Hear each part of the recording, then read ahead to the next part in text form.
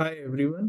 Wireless sensor network research area में under water environment में wireless sensor network को optimise करने का टॉपिक होता है। इस मॉडल में हमने ग्रे वॉल्फ और ऑप्टिमाइजेशन जेनेटिक एल्गोरिथम के थ्रू इस मॉडल को ऑप्टिमाइज किया है। इससे रिलेटेड सोर्स कोड और डॉक्यूमेंट डाउनलोड करने के लिए डिस्क्रिप्शन में दी लिंक को आप यूज करके डाउनलोड कर सकते हैं। तो स्टार्ट करते हैं इस टॉपिक को समझना। तो वीडियो की आउटलाइन है under water wireless sensor network clustering and routing propose model. Under water wireless sensor network को अकॉस्टिक वायरलेस सेंसर नेटवर्क भी बोलते हैं। इसमें सेंसर्स होते हैं जो कि आपके किसी भी सी लेवल में या वाटर बॉडी के अंदर प्लेस किए जाते हैं। ये मूव कर सकते हैं या फिर बेस पे भी रखे जा सकते हैं।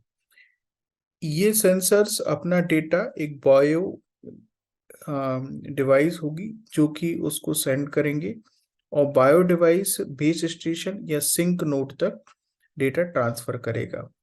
क्योंकि under water communication acoustic channel में होगा, तो जो कम्युनिकेशन कॉस्ट है या सिग्नल ट्रांसफर करने की कॉस्ट है वो ज़्यादा होती है।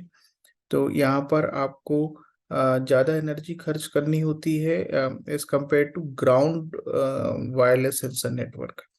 तो इसके जो एनर्जी यूटिलाइजेशन ट्रांसमिट और रिसीव करने के समय पे, पैकेट ट्रांसमिट और रिसीव करने के समय पे ज़्यादा होता है as compared to under water या अंडरग्राउंड। क्लस्टरिंग और राउटिंग की मदद से एनर्जी ऑप्टिमाइजेशन किया जाता है, जिसमें जो अंडर वाटर नोड्स हैं उनके क्लस्टर बना दिए जाते हैं, उनकी 3 डायमेंशन डायनेमिक पोजीशन के अकॉर्डिंग। और यहाँ पर हमने जो मॉडल प्रपोज किया है उसमें grey wolf optimisation genetic algorithm का यूज किया है। Grey wolf optimisation genetic algorithm clustering के लिए यूज की जाएगी, जिसकी मदद से हम उन नोड्स को क्लस्टर के फॉर्म में या क्लस्टर सेंटर्स मिलेंगे और उनसे हम अपने नेटवर्क को क्लस्टर करेंगे। GWF एल्गोरिथम में अल्फा बीटा डेल्टा और गामा करके वॉल्व को कैटेगराइज किया जाता है। यहाँ ऑब्जेक्टिव होता है अल्फा वॉल्व को फाइंड आउट करना उस ग्रुप में से। तो जो पॉपुलेशन है वो वॉल्व के कलेक्शन की होती है, और जब ये अपने प्रे को या शिकार को टारगेट करते हैं तो उसके पीछे भागते हैं और उसको जब थका देते हैं तभी उसका शिकार करते हैं। तो जो हंटिंग प्रोसेस है उसमें अल्फा बीटा और डेल्टा पार्टिसिपेट करते हैं। अल्फा या बीटा लीड करते हैं पूरे ग्रुप को जो हंटिंग कर रहा होता है, और जो गामा सॉल्यूशंस होते हैं या वॉल्व होते हैं वो उस हंटिंग प्रोसेस में पार्टिसिपेट नहीं करते हैं। अल्फा और बीटा जो होते हैं उनको फाइंड आउट करने का ऑब्जेक्टिव होता है। और यहाँ वॉल्व जो है हमारे लिए क्लस्टरिंग करने के लिए क्लस्टर सेंटर्स का सेट होता है। और इसी मॉडल के आधार पे हम अपने प्रपोज मॉडल में अंडर वाटर में नोड्स फाइंड आउट करते हैं जो कि क्लस्टर हेड बन सकते हैं उस डायनेमिक सिचुएशन में।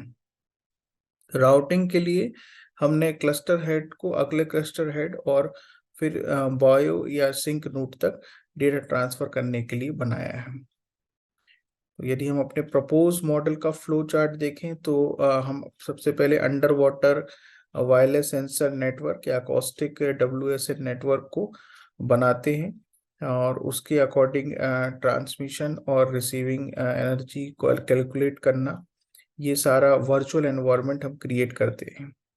फिर जो डेटा है उसको कलेक्ट करते हैं। डेटा कलेक्ट करने का मतलब है क्योंकि अभी ये एक वॉल्यूम में वर्क कर रहा है, तो 3 डायमेंशन पोजीशन जो उस नोड की होगी उस वॉल्यूम में, उसको कलेक्ट करना, उसकी करंट एनर्जी चेक करना, और उसके आधार पे हम फिर क्लस्टर फाइंड आउट करते हैं। Cluster number of clusters find out करना ग्राउंड पे और अंडर वाटर में अलग अलग फॉर्मूले से किए जाते हैं। और इसके बाद फिर हम वॉल्फ ऑप्टिमाइजेशन जेनेटिक एल्गोरिथम लगाते हैं, जिसमें हंटिंग वैल्यू मतलब फिटनेस फाइंड आउट करना, और वॉल्फ पोजीशन मतलब अल्फा बीटा गामा डेल्टा, ये कैटेगरी में वॉल्फ को कैटेगराइज करना और फिर क्रॉस ओवर ऑपरेशन करवाना। ये प्रोसेस करना ही वॉल्फ ऑप्टिमाइजेशन एल्गोरिथम में हमारे को क्लस्टर हेड प्रोवाइड कराएगा। एक बार हमें क्लस्टर हेड मिल गए तो हम अपने जेनेटिक एल्गोरिथम स्टॉप करके नेटवर्क में क्लस्टर ऑपरेशन परफॉर्म करते हैं, और फिर जब क्लस्टरिंग हो जाती है तब हम नेटवर्किंग में पैकेट मूवमेंट चालू कर देते हैं। इस एल्गोरिथम को हम इन बिटवीन कॉल कर सकते हैं ताकि क्लस्टर हेड की एनर्जी एकदम डाउन ना हो जाए और ऐसा ना हो कि वो एक जल्दी एग्जॉस्ट कर जाए। और इसी प्रकार से हम राउटिंग और क्लस्टरिंग बार बार करते रहेंगे हमारे नेटवर्क की लाइफ बढ़ाने के लिए। इस मॉडल को हमने मैटलैब में इम्प्लीमेंट किया है, तो हम समझते हैं कि मैटलैब हमने कैसे वर्क कर रहा है हमारे इस मॉडल के लिए। तो फाइनल रिजल्ट 3 कंपेयर करके एक फंक्शन है जिसको आप जब डाउनलोड करेंगे तो ये फाइल आपको मिलेगी। यहाँ पे आप एरिया और नंबर ऑफ नोड्स वेरी कर सकते हैं। एरिया मतलब आपका वो वॉल्यूम, लेंथ, ब्रेथ और हाइट की तरह उसको लेके चलेगा, और उसी के अकॉर्डिंग जो स्पेस कोऑर्डिनेट्स होंगे वो आपके नोड को असाइन किए जाएंगे। और फिर हम अपने फंक्शंस को कॉल किए यहाँ पर, और ये आपका मॉडिफाई वाला फंक्शन है, और ये फिर एक वॉल्फ फंक्शन कॉल करता है जिसमें हमने अल्फा बीटा या गामा डेल्टा जो है कैटेगरी में पूरी पॉपुलेशन को डिवाइड किया उनकी फिटनेस वैल्यू के आधार पर, और जो हंटिंग प्रोसेस है उसको भी हमने अप्लाई किया। इस मॉडल को यदि रन करना है आपको तो यहाँ रन बटन पे क्लिक करना होगा। रन करने के बाद आपके सामने एक आउटपुट आ जाएगा,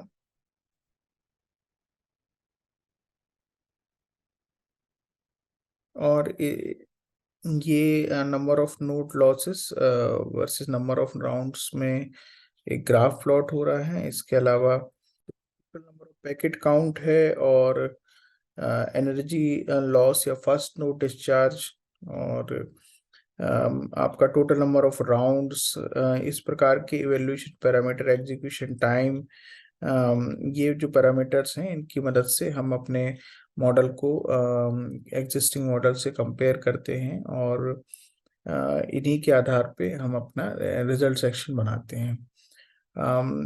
अंडर वाटर या अकॉस्टिक एनवायरनमेंट में वायरलेस सेंसर नेटवर्क में अटैक भी होते हैं, और अटैक को डिटेक्ट करने से रिलेटेड जो रिसर्च टॉपिक हैं उस पर भी हमने वर्क किया हुआ है।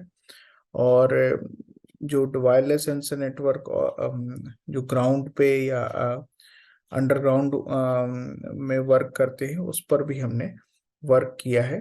तो उससे रिलेटेड वीडियो को भी आप सर्च कर सकते हैं। इसके अलावा आपके रिसर्च डोमेन से रिलेटेड कोई डाउट है तो आप मुझे कमेंट कर सकते हैं, मैं उसका रिप्लाई करूंगा।